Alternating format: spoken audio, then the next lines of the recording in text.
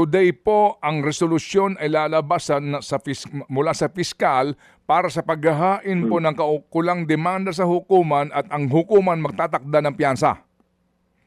Ang magre-recommend po ng piyansa ang piskalya at ang korte naman po, they have the discretion whether to decrease, increase, at kung ano pa po pwede nilang gawin doon sa bill po. Okay, mga anong oras po kaya ito maglalabas kaya ng resolusyon ng piskal? Anong sabi sa inyo, Director? I cannot second guess po kasi depende po. Basta ang experience ko naman po, even nung ako nagpa-practice na lawyer, basta the inquest po, the following day lumalabas naman po yan. Tapos pinapadala po sa court, kalakip na po ng information po. Okay, bailable po naman ito, di po ba ano po, no?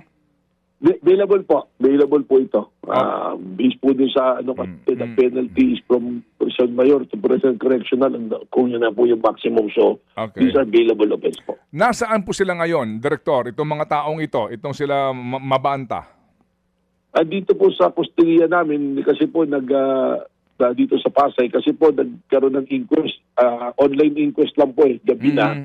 So minabuti po namin na for security purposes, stay po rito at kung lumabas naman yung bail, agad naman po namin silang pakawalan po nakapaglagak na po ng bail unless meron po silang ibang kaso na pwede namin silang i-detain.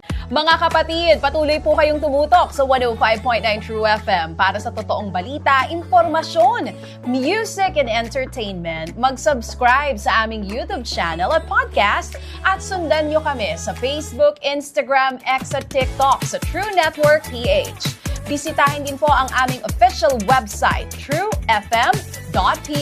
At panoorin din kami sa True TV Signal, Channel 19. Kami po ang 105.9 True FM. Laging true sa'yo, kapatid.